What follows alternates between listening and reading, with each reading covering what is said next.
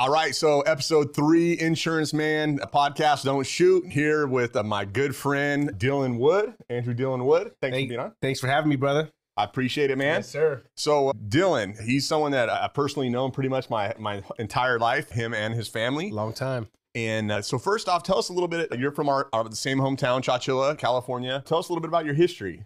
Just like you said, from a little town called Chowchilla, California. My name is Andrew Dylan D. Wood.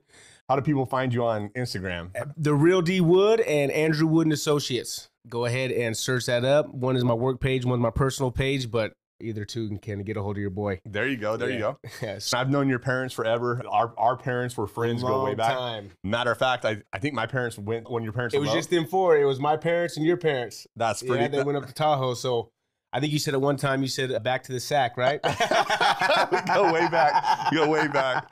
But it's true. You know, literally, so Dylan's older brother, Chad Wood. Shout out. Yeah, for Shout sure. out Chad Wood. And what's farming? It's Wood Ranches. Wood Ranches, Inc. Wood Ranches Wood Inc. Ranches, Inc. Check Yep. them out too. That's right. That's right. So we go way back, same age, grew up with Dylan around his family. Again, we're a small farming community out here. And, you know, tell us a little about kind of your parents, grandparents, maybe your... So my grandparents are, just like you said, in the farming industry for many, many of years. My great-grandfather actually came over here on Route 66. I tell everyone that, especially when they're from Oklahoma, that's where they're from. So they came out here, you know, when the Dust Bowl hit. Yep. Work was, you know, going down over there. They didn't have nothing really to do. So my great-grandpa was one of the only ones that came over here to California, and they started raising cotton. And then through time, you know, he saved up money and was able to buy land and started working for himself. And then we switched it to almonds because the cash crop kind of switched. So yeah. back in the day, everyone was doing cotton, and then now now everyone's in the almond. I mean, you even look at you, you're in the game now too. So yeah. But so they came over here, and then, you know, basically the rest is history. No one ever grows up and says, when they're a little kid, and says, "Hey, I want to be an insurance agent," right? But it's a very lucrative career, man. It's really changed my life. It's a lot of hard work doing that type of work. And then when you transition to something over here, shout out Nate Berrigan and the Berrigan family. He told me, he said, when you get in this industry and you start making money, man, it'll kind of mess you up on how you look at money, because a lot of people, they have to put a lot of time in to make a certain amount of money that we can make in an hour, right? Like today I was at the gym, and a client called me and said, "Hey, we want to increase the policy, almost $800. And now just trying to plant my flag. And you're doing it, man. You know that. How old were you whenever you got licensed? So I was right before my 23rd birthday. So I was 22. Well, it took me a little bit to get licensed. I've never really been a book smarts type of guy. You know, I mean, in high school, we graduated here from Chowchilla High, right? Not like the most prestigious high school in the land, right? I never really was a good test taker, so I really wanted to take the information in. Yeah. And it was even before I talked to you. Insurance was booming back then. You know, a lot of my buddies were in it, and one of my buddies just said, "Hey, here's the course. Go ahead and check it out." And I did the course, passed the test, and I was like, I'm either going to work with him or I'm going to work with Adam. And I was like, there's no way that I can go work with this cat when, just like I said, the history that we've had, you know, from all the years. And obviously I know how successful you've been, not only in the insurance industry, but in all your other ventures too. So I just, you know, I hit you up. It is what it is, man. You know, it's true. It's no fluff. Well, so, and that's something that me and Nate talked about a little bit too. And a lot of the guys, you know, it comes up a lot. We've had so many just dominant, I mean, I'm talking dominant killers from our little town in Chowchilla, right? 5 stoplights. Yeah, is it 5? I always say 4. I don't know, it's small, right? I think a big part of that is there's no question, right, of what JR lives in the same town we do. You know, myself, the other successful managers, Nate, Jesse, yourself, right? 100%, yeah. And being able to learn from each other, right? To really speed up that learning curve, I think is 100%. Huge. Well, you know, like I always say, you rub elbows with winners, you're going to be a winner, you know, and there is no question, because when you're from such a small, intimate area like Chowchilla is, you know, you see that firsthand. You know, you see Ray driving around. I remember back in the day, he had that big Kubota with his dogs hanging out and just doing it. And then you got in it and started killing it. When I got into it, it was just like, okay, I know it's real. The system's in front of me. And if it doesn't work out, there's no one else to blame but myself, you know. And I think that's one of the biggest things, like when new people come on, is they have that question, like, is this real, or is he trying to hustle me into, you know, sell me the dream? And I feel like in Chowchilla, because it's so small, there never is that, right? I would have called your mom, dude, and we don't want our cell down here. Well, no, you said it too. I remember when I first started, we went to Farnesi's over here, and you said, hey, just treat them like your parents. You know, our moms have been training us for this job our whole life. They've always told us no. Always telling us no. And it clicked. I was like, man, that is true. I mean, the first answer usually was no. Hey, can I go and spend the night? Can I have someone come over? Can I get this? It was always no. We had to push for it. So, yeah, man, I appreciate everything, brother. You helped me change my life for sure. So I remember whenever I think it was Nate called me and he's like, hey, like we're gonna, let's go meet with Dylan. We met over here at the golf course and I sat down and had lunch. And, it's, again, you being Chad's younger brother, like my expectations, again, anytime I've hired a lot of people, especially, it's almost harder when you know them, right? 100%, yeah. A lot of people, I think they put extra pressure on themselves, right? Like they want to if they don't make it or it doesn't work out, they're like, I'm going to be upset. And again, I've been doing this long enough to know it's like, hey, if this isn't a good fit, it's not going to hurt my feelings. It's not for everybody, right? Yeah, it's not going to hurt my feelings at all.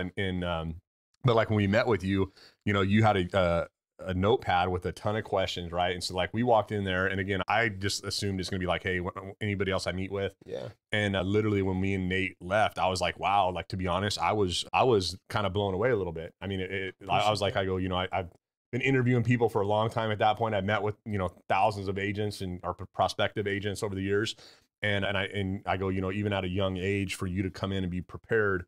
Most 56-year-old people that I've met with, right, that had a lot more business experience and different stuff, didn't come that prepared. They didn't do any research. Or it all comes back to, just like I said, my family, we're hard workers. And when I want to do something, I go all in. And it goes back to the belief factor, because I knew it was real. Yeah. It was a lot more money. There's a bigger opportunity to make a lot more money than I was making working out on the farm. Yeah, and flexibility too, right? 100%. Well, that's the biggest thing, right? Because you can always make money, but it's cliche, but you can never get your time back. That's wonderful, man. It's a very rewarding life. It's not an easy career by any means, but man, if you can get acclimated to the lay of the land, then it can be easy. Yeah. For sure. Eric said it today. He's like, when you start, be here in a year, right? Give it a year. Like, if you kind of give yourself a way out, you're already setting yourself up for failure. If you're not burning those boats. And so like coming in and holding yourself accountable, that's 100%. A huge thing. One of the things that was in my mind too, like, there's no way this cannot work, because I was thinking to myself, what else are you going to do? You got a high school diploma. I was working out in the fields with wood ranches. And then my grandmother, rest her soul, she just passed away. Sorry for your loss. Thanks, brother. Thank you. Verlene Wood, she had a payday loan place over here back when payday loan places were booming. Yeah. And property management, she owned like 20, 25 houses. So my mom always helped out with that. And I was figuring, like, I'm working with the same demographics, the same age of people, but now I'm getting paid an hourly wage. Yeah. When right here, the income is sky's the limit. How much hour was that? You remember? Not a lot. Not a lot. Even like, so, and even I ventured out and I went to, they used to have a brake parts plant right here, employed a lot of people at one point. Yeah. And I worked there for like a month, and even that, working 40, 50 hours sometimes, making $300-400 a week. So when I came into this industry, it was like, there's no way that you can fail, because what else are you going to do? Yeah. I didn't want to have to be tethered to a career where I had to go punch the clock 40, 50, 60 hours. Yeah. I wanted to get something that, I had to perform. Yeah. Right. And sales is one of those things that we don't get a punch a clock. We can go work 10, 12 hours a day and not make $1. Yeah. So it's a performance thing. And I've always been, in my eyes, a good performer. Yeah, for sure. For sure. 100%. 100%.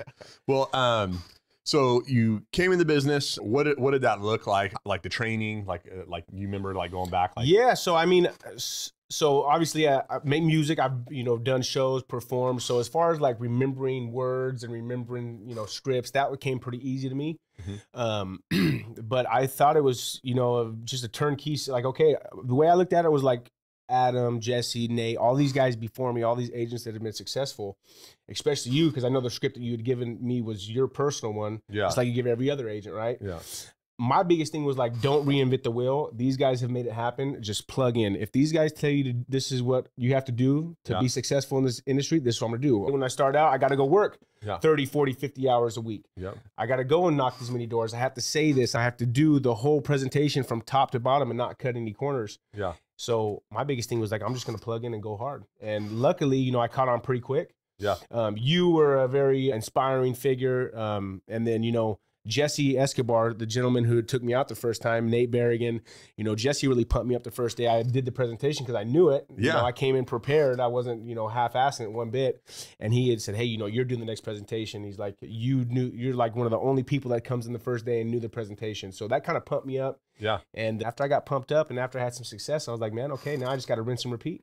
Yeah. And coming from Jesse, Jesse's a killer. Killer, been in the game a long time. Spanish, bilingual, English. Yeah, he's very, very lucky to be able to train with him too, because I felt like our personalities meshed really well. So that's a big thing too, right? Is like when you're finding like an upline, you're finding a mentor, you want to find someone that you enjoy, because if you're going to be successful, you guys are going to be talking all the time. You know, you with him or her, you're going to be talking throughout the day. Yeah. You know, my first day in the field, I think I called my manager probably like 4 or 5 times, and I'm like, you know, by like the 5th call, I'm like, hey man, I feel bad, and he's like, dude, you sold 3 or 4 policies. He's like, dude, call me. And like, now that I'm in the management game, you know, that is the best feeling if someone calls you 4 or 5, especially like a new recruit coming in, because that means they're out there working, right? Yeah. I always tell it, the more I hear from you, the better. Yeah. So yeah, definitely. And you know, that's one of the, you know, when you first train somebody, you want to get them in the car, rub elbows with them to see if you can even mesh well with them. Yep. So yeah, definitely. Your first year came in, wrote over 200,000 in production. Mm-hmm. Almost nobody does that, right? It's 200 grand final expense. I think my first year I was top 10 in Golden Memorial. I was really proud about that. Now you got to write a little bit more to get in the top 10. Those numbers, man. Yeah, but back then, you know, I was top 10, 23 years old. I was really, really proud about that. So that's a huge accomplishment. Golden Memorial is not a small pond that we're swimming in. It's a big one. It's the killers, the killers of the industry. And so that first year, how much money did you make? Like your first full year? First full year, $122,000. So from working like a harvest where you might make 5 or 6 grand, you know, in the whole harvest, and then maybe a couple thousand on the off season. So from going from a few thousand a year to doing 122,000, you know, it was an eye opener. It really just showed me that, hey, this was my first year. I really didn't know what I was doing. So I was like, just wait where I'm going to be at in a year or 2 years. Yeah. You know, so that was my whole mentality with it. So what was your residual income after your first year, you think? Like rough estimate. I would say over maybe like 2,500, 3 grand. Yeah, because I know that's when the game had kind of changed for me. The first 6 months to a year, you're living commission to commission. Yeah. And that's usually where most agents don't make it, right? Yeah. 6 months. In our industry, luckily, we can find out who's about it really, really quick. Yeah. Usually within the first month or 2 months, right? Yep. You guys were always telling me, hey, once it gets up to a certain amount, 2 grand, 3 grand, it's going to be a game changer. And it really was. So yeah. And that allows you to be able to start growing and duplicating yourself in other agents, right? 100%. You know, putting other people in the car, showing them what, you know, what it is that you do. And that's the best part about any type of opportunity right now is residual income. You know, getting paid on this work that we did yesterday, getting paid on it today. The dream, right? It's the whole reason I started in this industry. Coming from mortgage real estate, I made a lot of money. Yeah. But when the market dipped, like it's dipping right now, right? It was like overnight that stuff stopped, you know, and it was like, you know, I started talking to JR, and I went back and I looked, and I'm like, you know, I think like the first loan I did for him, he was making like, I think it was like $28,000 a month. Shout out JR Berrigan, the man, and the mayor, and the mayor. But you know, it was inspiring to me because I watched his income, you know, go from like, I think the first loan that I did for him, it might've been like 28. I think it was like 28, something like that. To, I think like the last loan I did for him, he was making like 78,000 a month. This is like deposited, crazy, right? Now he's laughing at those numbers. Yeah. And you know, it's crazy with JR, because I always knew of him. Like even when I was, because I went to school with his daughter, and always seen him. And even back then, you know, like the numbers that you're saying right now are like peanuts compared to what he's making today, right? Yeah. But even as a young kid coming up, I always kind of looked at him like that, like, man, that's the big guy in town. Even back then. So now he's killing it. Driving the Benz. Now it's the he's got that big, I think it was a Phantom that he just got. I remember when he had the Kodak. Remember the big Kodiak? I bought it from him. You had it after him. Yeah. He hooked it up. That's some of the first memories I remember of him. So I'd get random strangers or people that I vaguely know sending me pictures of Tara sitting in this big old Kodiak in the drive-thru at the bank. You got like 2 inches on each side, and you know, your wife's crazy. I would literally park it next to it, get out. Not Tara, every drive-thru in town, and then mysteriously I got yellow paint on one of the fenders. She didn't do it though. Yeah, never. They never do it. So huge accomplishments. A couple of the numbers I got here for you is, you know, just under 1.8 million personal production, over 3,000 apps under your belt, and for your agency, just under 10,000, over 5.6 million. You know, in that period of time, I'm sure you've learned a lot. I mean, what are some things, like some takeaways? If, you know, let's say there's someone that's looking at this opportunity, or maybe someone that's struggling with another company, what would be like some tips that you would give them? Well, you have to try to look at every positive, right? This game, this business that we're in, it's all mindset, right? Yep. If you are constantly, and I'm a big believer like law of attraction, if you're thinking about, hey, I'm going to be successful, you're going to be successful. If you say, hey, I got it bad, I always got the worst cards dealt, you're going to always have that, right? So just know that no one's perfect, and the biggest thing is production fixes everything. And that's huge, dude. That's the truth. That is the truth. Production fixes everything. So you have to figure out your niche and how you're going to be able to sell whatever you're selling, right? So what are some of the key ways to get production if you're not currently getting production? So obviously I always looked at it like, how would I react if I came to my door? If I had someone knocking on my door, how would I want them to treat me as a potential client? So number one, be professional, right?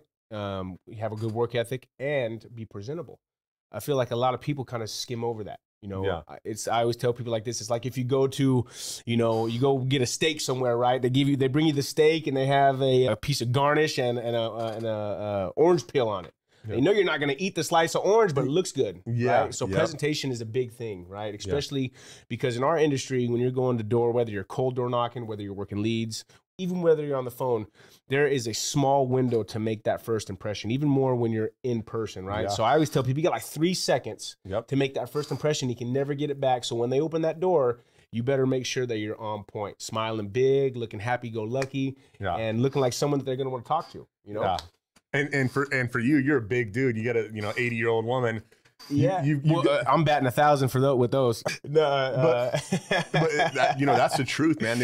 In that first few seconds, they've already made up their mind, right? They've already made for up their sure. mind. They're either gonna have a good feeling about you or a bad feeling about you. So I feel like the number one thing that I try to accomplish whenever I go out, whether I'm by myself or training, is not to build those walls. And that's why I try to tell everyone as well: do not build those walls in a stranger's head, because once those walls are built, it's impossible to break them down. You're creating unnecessary tension that doesn't need to be there. 100%. What do you say when you go to the door? So I introduce myself. I let them know who I'm with. I've had in the past where I've knocked on the door, and if I'm wearing black or I may have some sunglasses on, they may think that they're getting served. Or like, I remember one time I was in Sacramento and I was walking up to the door, and this lady from like 3 doors down came out, and she's like, "What did my son do now? You're not here for my son." I'm like, "Man, we're not even walking up to your house." So first and foremost, I let them know who I am, who I'm with, and what I'm doing there. Okay. So I'll say, hey, my name is Andrew Wood. I'm with Lincoln Heritage. I have a delivery for John Doe. Are they available? And, in sales, it's all, just like I said, it's all about those walls, right? So when I go to somewhere, when I go to a house, I don't want them to feel like, okay, this is another salesman at my door. The UPS man doesn't call. The FedEx man doesn't call before he comes over. The mailman doesn't call before he comes over. So I'm here just delivering some information that you'd requested. And I found that to work really well. I believe I got that from Luis Marias. He got it from Dio, but it is a very good way to not build those walls. And I added on there, I'm just here to deliver your benefits package for you and provide you with the quote, "May I come in?" That was one of the things that was very big for me when I had first started. I never felt comfortable saying, "May I come in?" And I know you'd always said that, but I would always, "Oh, you have a few minutes, you have somewhere you can sit." And I remember I was working with Eric Enriquez one time, and he was like a pit bull. He was like, "May I come in?" Stepping in the door. He even had one dude like step in front, like, "No, you can't come in." I'm like, man, that's perfect, because a good amount of the time you'll just have people, they'll get on their heels and be, "Yeah, come in." But leaning in, taking that step in, though, that confidence too, it helps. You'd be surprised how many people they don't even know what's going on. Like, what is this? You're sitting at their door, you're sitting at their table, and like, what is this again? 100%. That's when you know your door's strong, though. If you're not getting what is this again pretty consistently, you're not doing a good job with the door. And the door is, I would say, is the most important, right? Because that's the first close. In our industry, we got multiple closes that we have to complete to get the deal done. But I believe the door is the most important one, because you're introducing yourself, you're setting that tone, and you're already building that trust and having that initial response from them, right? 100%. So, well, and if you can't get in the door, you don't even have an opportunity to help them. I would also say that one of the most important doors is getting out your own door. Right? The most important one. The most important one, because that's when those little thoughts creep in. Like if you had a busy morning, right? You're like, it's 12:30. It's the winter time. It gets dark at 5. Am I even gonna go do it? And I'm a seasoned agent. I've been in the game years now, and those thoughts still creep in my head. And I just tell myself, look, if I stay at home Well, now we got the telesales option. We didn't have that back in the day, right? Since the COVID hit, now we have that opportunity to, okay, I can make some calls. Yeah. But back in the day, we didn't have that. We didn't have that luxury. We had to go and knock the door. We had to go and see the people. So my biggest thing was, sure, you may go out for a couple hours and not sell nothing. Yeah. You have a 50-50 chance of selling something, but you know that if you stay home, you're 100% not going to close anything. So definitely the most important one is getting out. That's the hardest one, is getting out your own door. Yeah. Do you call your leads beforehand, or how do you? Never. I never call leads, and that's one of the big things that I'm very adamant on. And that's one of the first things that we tell people, because you get asked that question a lot. Do you set appointments? No, never set appointments. The only time I really get on the phone is if I'm forced to. Right? Yeah. Even like when COVID was first hit, we still had agents out there, with their mask on, knocking doors. Actually, the first telesales I ever did, it was an older couple, and the wife had came to the door, and she's like, he's older. We're worried about this. Yeah, it was the first month. Everyone was like, nobody knows what's going on. So I was really worried, because I was like, man, I can't sell over the phone. Mine is in person. Mine's my big whole thing. I think the reason why I've been so successful is being in person. When we're doing this, when we're telling people about insurance, first and foremost, a lot of people don't know the differences between life insurance, right? Yeah. They're not going to remember everything that we tell them, but what they do remember is the feeling that they got from us. 100%. Right? So that was my biggest thing. Like, dang, now we're going to have to try to correlate this over the phone and express all these emotions and stuff over the phone. And so they were like, no, we don't really want to talk to anybody. I even tried to set them. I still set an appointment, because, we don't take no. We don't take no for an answer. So I still set an appointment, but I ended up calling them, because I was saying, I'm going to try to learn this, because it's getting kind of dicey out here. I'm going to try to learn how to do this telesales. Yeah. And they were very responding. And I think that because of the COVID, a lot more people were getting more responsive over the phone. Yeah. And closed the deal over the phone. And it's wonderful, man. But I feel like what I always tell people is, don't call them. Never, we leave the sticky notices. Don't answer your phone. Everything is done better in person. Now that we have the avenue where we can do telesales, I still say, hey, don't call them first.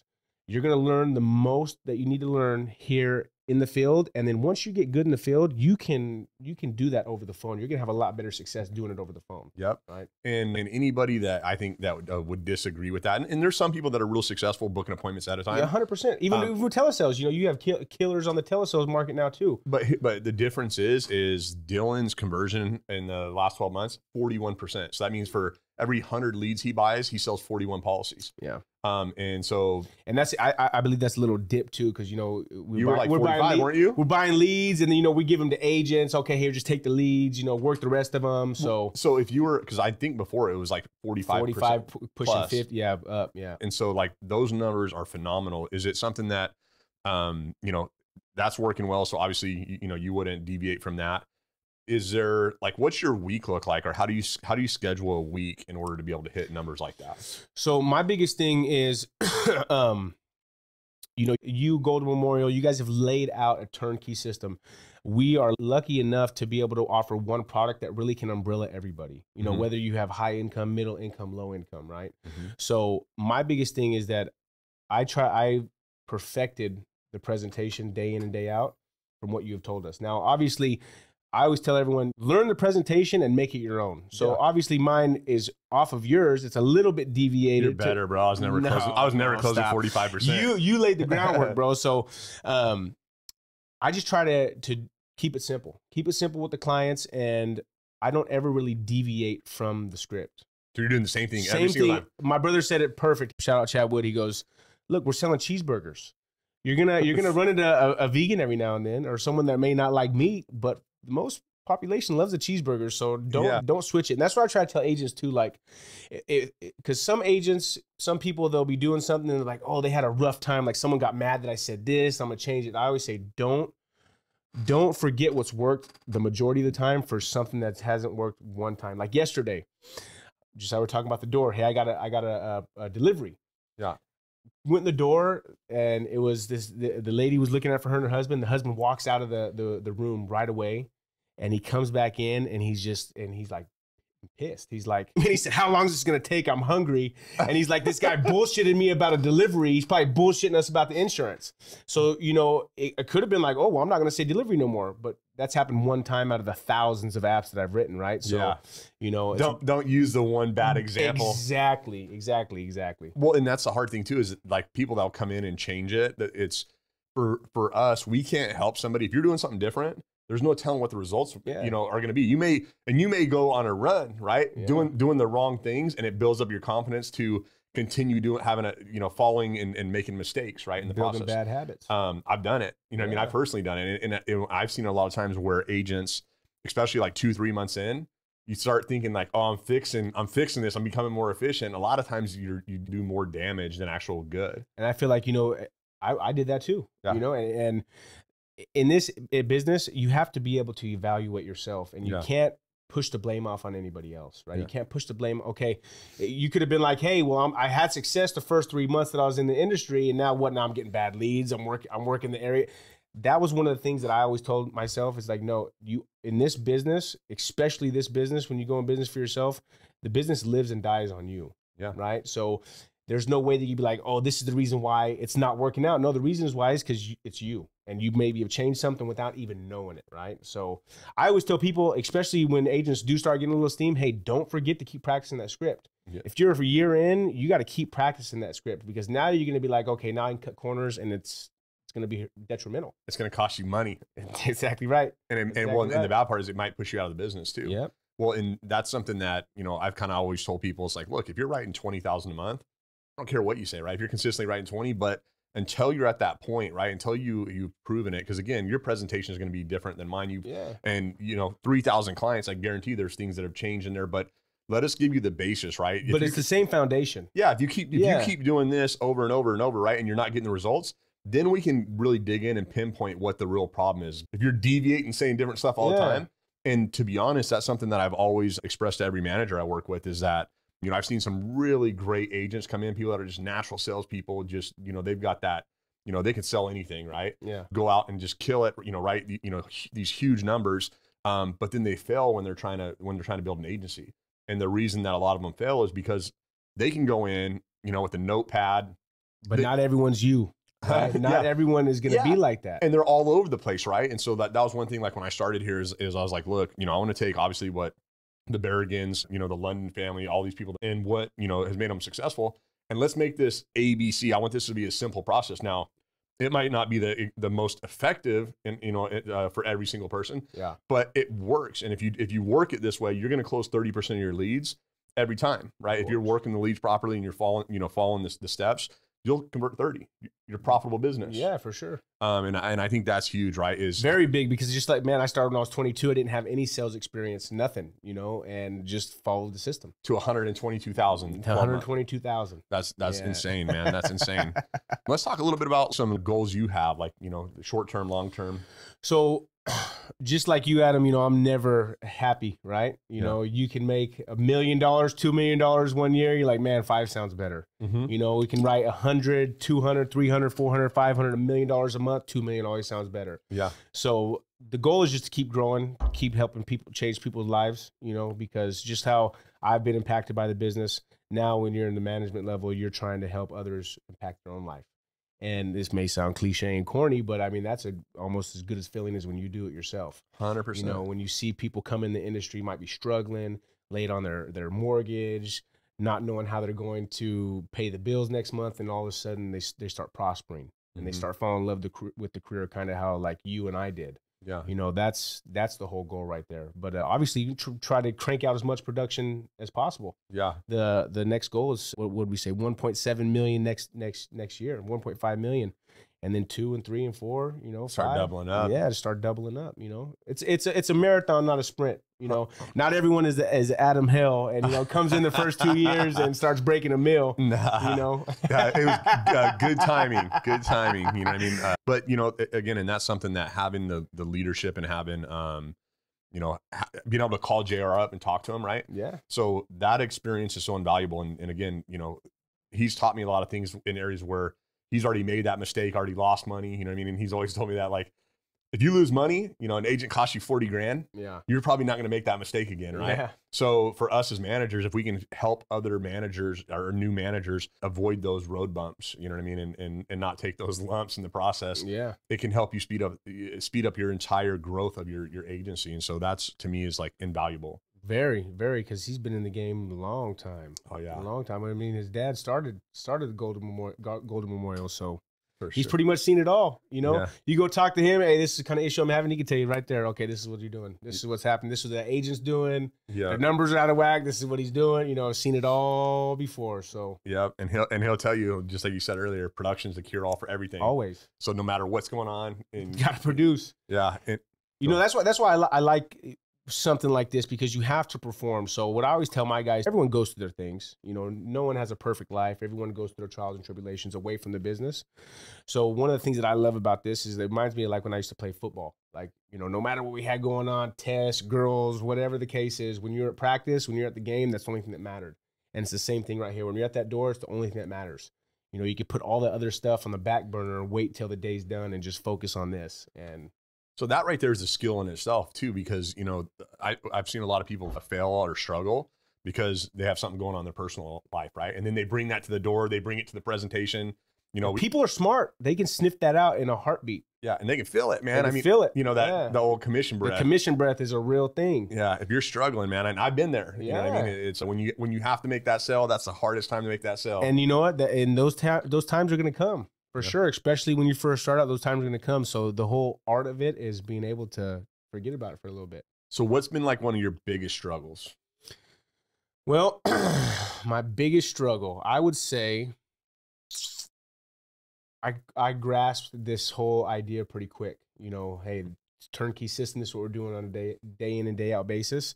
I would say if one thing that I can personally do better, and I always tell people this isn't a good thing to tell you, but this is the opportunity that we have, that I've had the success, these numbers that we've been putting up, and really, I never have killed myself in this industry. Yeah. You know, never, I think maybe a few times have worked over 40 hours a week. I mean, Yeah. obviously, you know, when we have goals and stuff, you might work 6, 7, 8 days. I've done 8, 9 day tours where it's every day in the field, but then I've done it where, hey, I might go out a couple days a week. Yeah. You know, so I feel like my biggest struggle is just constantly staying with the day in and day out of hitting those doors, because in my mentality, I'm like, man, I can go and Couple hours. if I got 5 leads, I'm gonna go at least get 2 or 3 of them. I'm gonna at least get one. Yeah. You know, so that's a gift and a curse. Yeah. But as far as like in management, you know, the biggest struggle is, you know, and you know this, is just finding the right people to associate yourself with.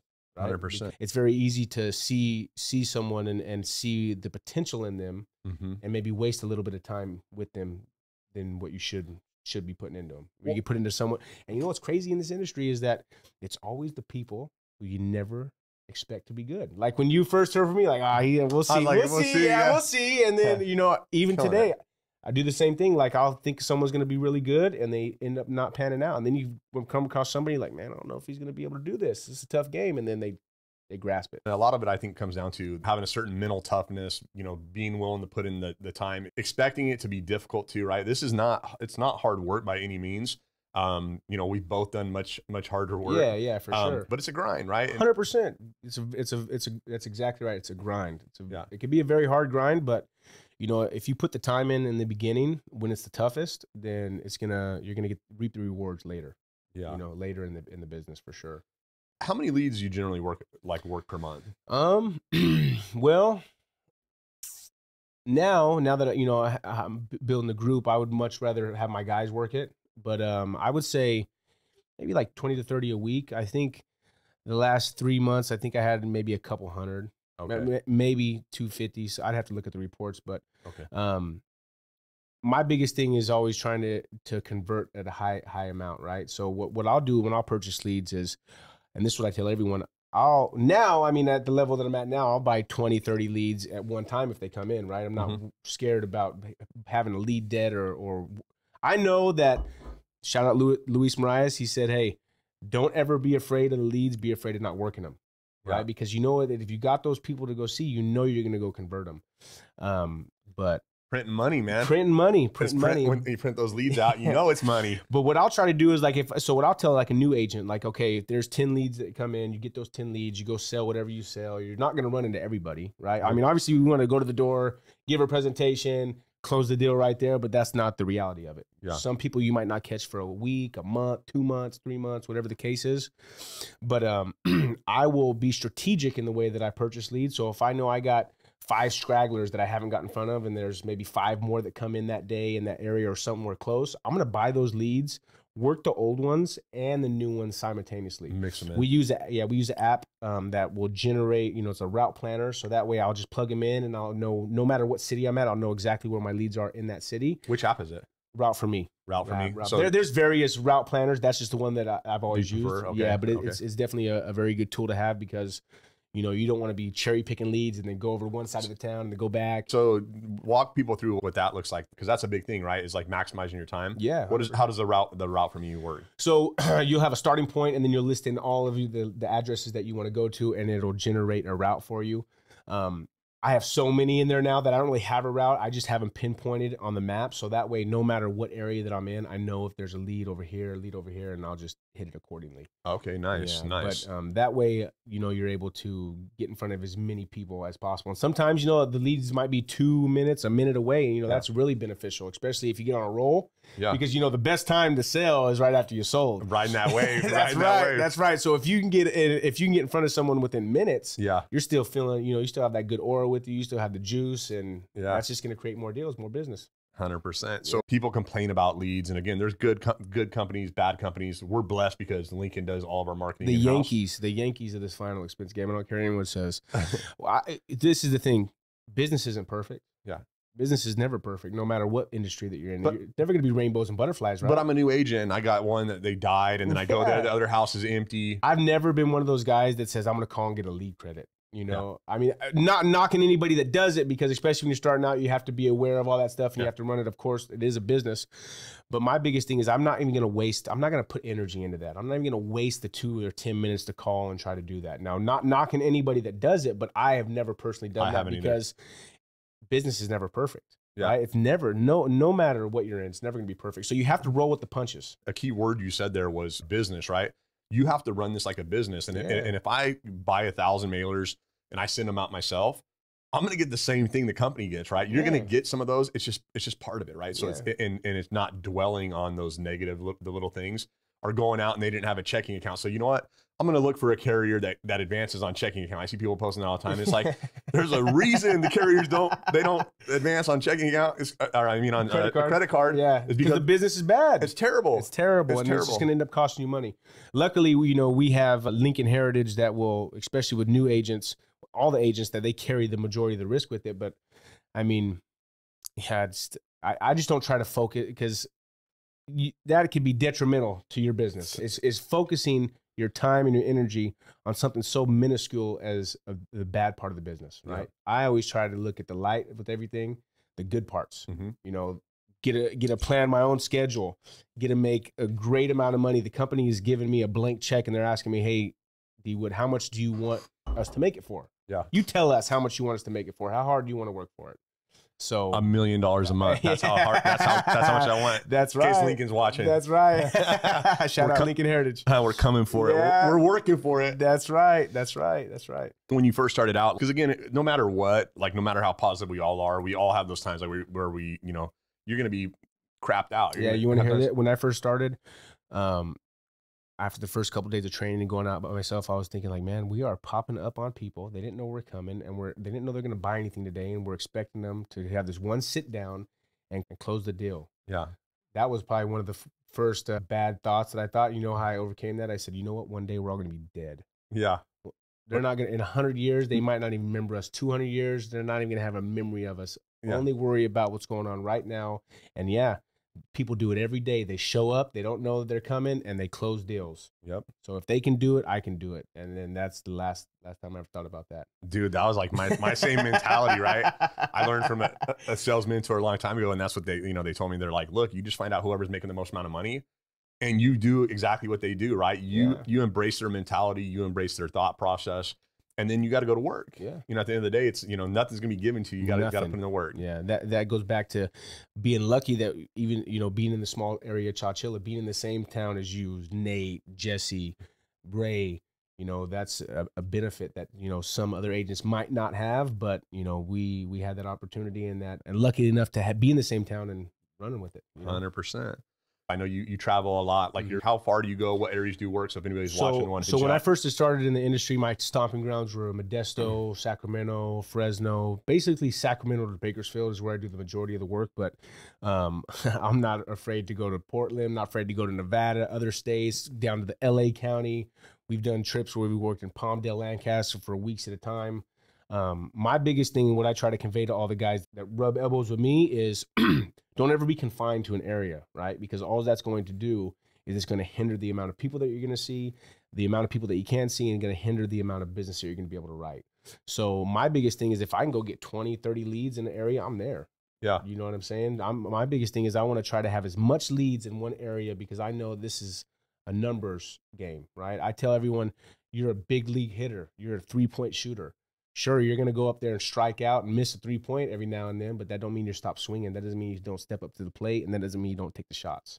Yep. So I'll go wherever. And that's a one commonality. You know, I mean, I'm already seeing, talking to, like, since we started. So, I mean, just talking to our top people in general, right? That's one thing that a majority of them, you know, they're open to travel. They're open to go spend, you know, stay a couple of days in a hotel. Because again, they can go out and make in 2 or 3 days more than a lot of people make in a month. And there's no question. There's not like, oh, I'm going to go out there and I'm going to stay out there for a week and I'm not going to make any money. No. See, the thing is just how I look at it is someone goes and punches the clock 9 to 5. They know they're getting paid, right? Yeah. I go punch the clock. I know I'm getting paid. Yep. There's no question. There's no doubt in my mind. Whatever we have to do, we're going to make sure that the deals get done. You're getting paid every sit, right? 100%. Whether you sell it or not. You know the numbers. You know the math. Exactly. You know what I mean? And that's what I try to convey to new agents too. Like, look, in the beginning especially, every presentation you do is money in the bank. Now, you may not close it, but you're getting experience. $150, dude. It's $150 every time. You're getting paid in experience, yeah. right? And every sit down that you have is more reps. I'm a big football, sports. You have to get the reps in. 100% have to get the reps in. You're not going to – I didn't wake up for my first day out in the field and the agent, and I was the agent that I am today by any means. Yeah. You know, you learn it as you go. You learn it with the reps. You learn it through trial and tribulation, right? Well, but you have to get out there and do it, you know, and that's, can't be afraid to fail. But then you got to know, hey, if I fall on my face again, it's going to hurt. I'm going to try not to fall on my face this next time. Yeah. Reach out to a huge thing that we see when people are failing. Too many times, man, people will enter the witness protection program, right? It's like, where'd you never go? hear from them again. Yeah, and it's like, man, all you got to do is reach out and ask for help. And I know, you know, something that, you know, I've done from the beginning, and I know that you and all our other managers do, is you're willing to help anybody that asks for help. You're willing to put them in the car, split business with them. You know what I mean? Split all the business with them, rub elbows with them.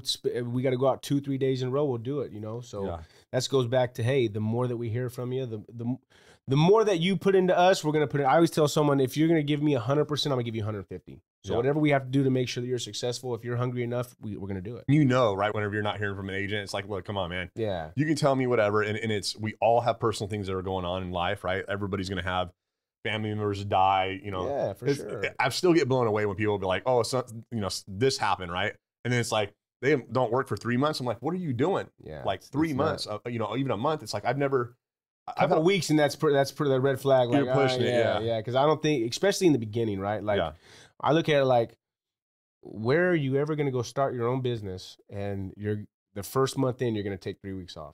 Yeah, never, nowhere. Even if you opened up a brick and mortar, right, a store, whatever the case is, you're not going to start a business and then be out for 3 weeks. I'm out of here. Don't work like you're done. Yeah, you throw the red flag in right there for sure. Well, and people will work a lot of times for a job, right? They'll work nights, they'll work weekends. Just posted this the other day though. When it comes to 9 to 5, punching the clock, they'll be there early. Yeah, they'll work hard, but whenever it comes to your own business and betting on yourself, oh no, it's too risky. Yeah, you know, I've always. I like the odds. Me too, man. you couldn't tie me to a W-2 and not for $10 million. Like, ain't happening. No. There's this living the dream, man. Just like I said, you know, no one ever was growing up and says they want to be an insurance agent. But man, if you can grasp it, it's one of the best lives for sure. For sure. Our boy Rose from UBI, he said a good quote. He said the final expense money isn't, or no, he said final expense isn't sexy, but the money is X-rated. Yeah, dude, that's a good quote. That's real good. Shout out Rose, Roosevelt Hooker. That's sick. Yeah. That's sick. That's true, man. It's true. Where can you go, right? And, you know, you go to college. I know a lot of people that spend, you know, they get out of college with their, you know, bachelor's or, you know, master's, doctorate, run up tons of money. And then what? Yeah. And then you're out looking for a job, or you will get a job that you make 60, 70, 80,000 a year.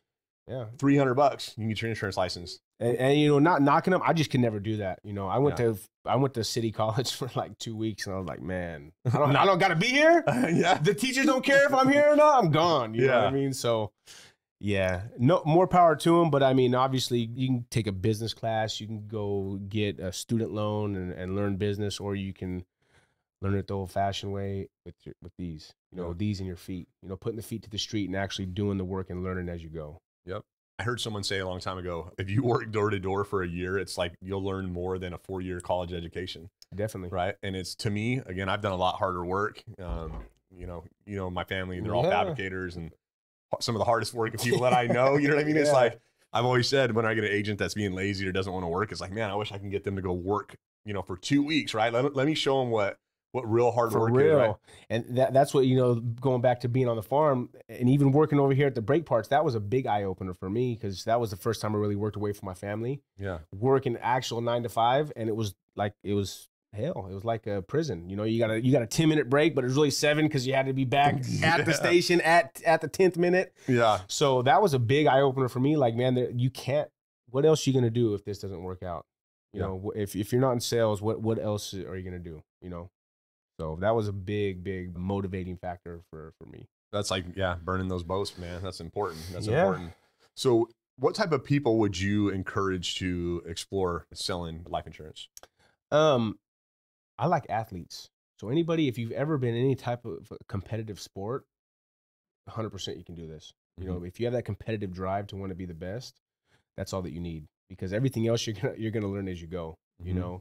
If you have like when I came in, I wanted to make money, and I wanted to be good at this. So I was going to do whatever I had to do it.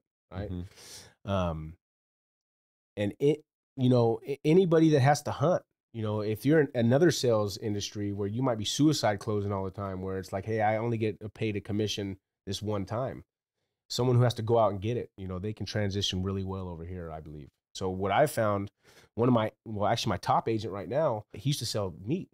He used to sell meat, and he used to sell water, you know? So people who go out and do that. And then another one of my top agents, he was selling energy, you know, going door to door, already doing this. Matter of fact, when I gave him the script, I said, hey, you're not getting we're not opening up the books to you until you learn the presentation. Yeah. He was having a little bit of tough time. I'm like, I'm not going back on it. You have to learn the presentation. Yeah.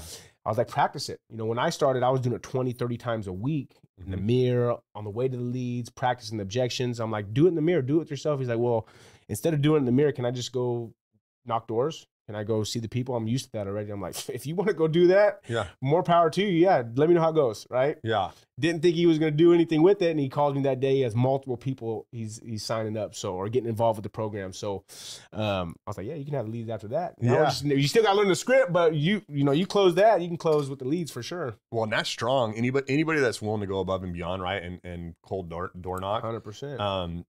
It's almost like impossible for you to fail at that point, right? Impossible. Because then literally everybody's 0 to 85, you know, almost everybody qualifies for our program. It's like, that's what's so good. That's what's so good about what we do too, is that it's an umbrella for anybody. I mean, we can qualify almost everybody, right? No matter if you have a lot of money, a little money, or medium money, you can benefit from this program.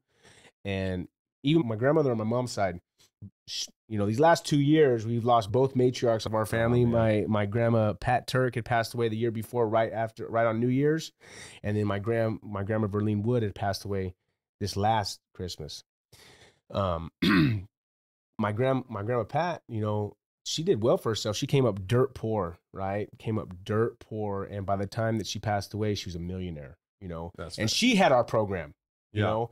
And even though she left all these assets, stocks, cash, all this stuff to my mother and my tias, she still had a $20,000 final expense benefit. And that's how they paid for it. Yeah. Not only did they pay for the service, but they each got a little bit of money at the end of it. Yeah. You know, so to me, we have the best product. You're going to run into people who say, oh, I want to offer this. I want to be able to offer that. You're jumping over dollars for pennies. No, I'm not, because people I see on a daily basis, they don't need a mortgage protection. They're not looking for a huge IUL. They don't even want a term insurance. Yeah. They want to just have the peace of mind that know that if they pass away, their funeral is going to be taken care of and their family's not going to be on the corners doing car washes or asking for donations or doing GoFundMes. So why do you only sell one product, one company then? Well, because we're the Yankees of this final expense stuff.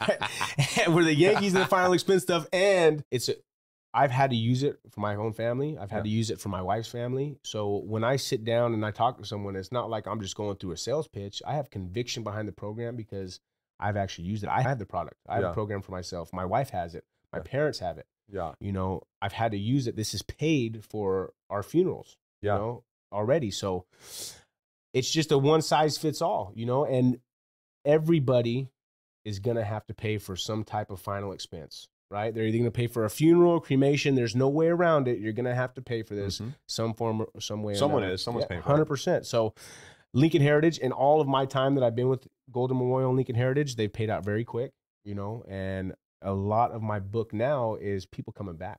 Referrals, you know, because now I've been in the business so long that I've had quite a few people pass away and now their family's getting it.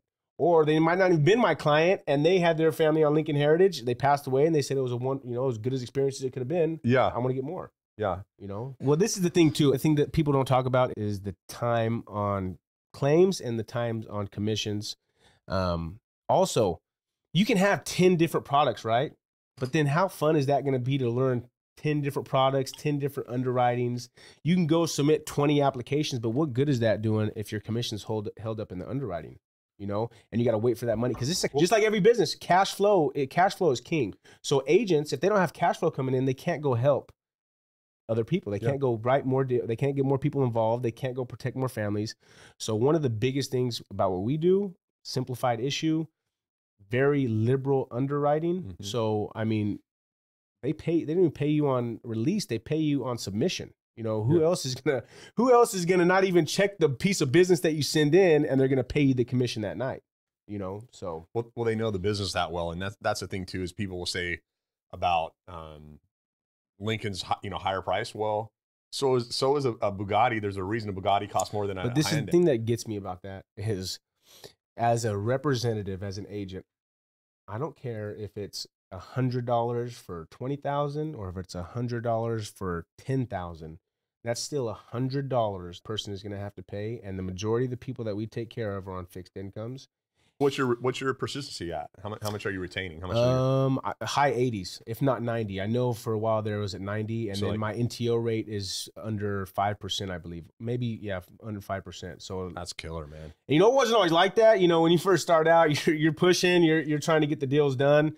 NTOs can be a heck of a thing, but these last couple of years has been really, really good. So what do you think's changed that's helped your retention? Obviously is what the feeling that I'm giving off. Maybe the commission breath is kind of went away, you know. You know, I always tell people it's hard to be hungry when you're full, but that's the definition of a true killer in our industry. Yep. You know, you can have 150 grand in the bank account, and then still go out there and I'm pushing for, you know, a $15 app or $20 app. Still doing it, you know. So that's a definition of being a true animal, right? Yeah, but you know what? I would say I probably just might be getting better. Yeah. After doing it for so long, doing one thing over and over again, how can you not perfect it as time goes on? Yeah. So that's awesome. So now we just gotta duplicate you, and we need to duplicate you across. That's the hardest part, right? Though, because you know not everyone is gonna be you. You know, a lot of managers, even when I was just in the agent level, that said that, you know, you can't expect someone to be you, but if you find someone that is close to you, man, give them everything you got. Right? Yeah. And even if they're not, we can train them. You know, that's why I want to, you know, we're trying to portray to a younger generation, right? Because, you know, normally the insurance game is an old man's game, right? Yeah. I mean, I was the youngest one, 22, coming in the game, making it happen. Like people are like, what, 22, 23, you're doing this? Yeah. But, yeah. So younger people don't have to have experience, you know? No, I'd rather you not have experience. Yeah. Let me show you what's been successful so that way we can we can build these habits the right way. So work ethic, good attitude, Mm-hmm. competitive, right? You said you like people that play sports. I mean, that's something that JR has always told And me. not saying not only if you have, I mean, I've like my top guy right now, he's been in sales way longer than me, Yeah. but he came in with an open mind. Shout out Sean Yates. He came in with an open mind. He's like, he's like, if you tell me this is what works, you're successful, I'm going to do it. He's like, I've sold almost everything under the sun. Yeah. And he's like, if this is what you say is going to work, I'm going to do it. I'm not going to be stubborn. I'm going to do it. And he's having great success with it. Yeah, he's killing it. Killing it. Yeah, he's been killing it. Basically just being a sponge, man. That's a sponge and a hard worker. You know, Yeah. and you have to make it your own, obviously. I'm one of those guys where say you have to do everything like me, because that wouldn't be fair. It wouldn't work. Yeah, it wouldn't work. You have to make it your own. But in order for you to make it your own, especially like something like the script, learn the script, learn it from top to bottom. And then through trial and tribulation, figure out what you like, figure out what you don't like, but do not reinvent the wheel. You know, you can make there's a million ways to skin the cat. As long as the cat gets skinned, we're in the game, right? Yeah, yeah. But especially starting out, get the foundation set and then start to make it your own. That's awesome, sure. man. That's awesome. Great advice. And I know that this is just like being an agent or when you're out working the field, it's a snowball effect, right? And your snowball's just starting, man. I know that you're gonna be one of our next millionaires coming up. Hell yeah. So no doubt.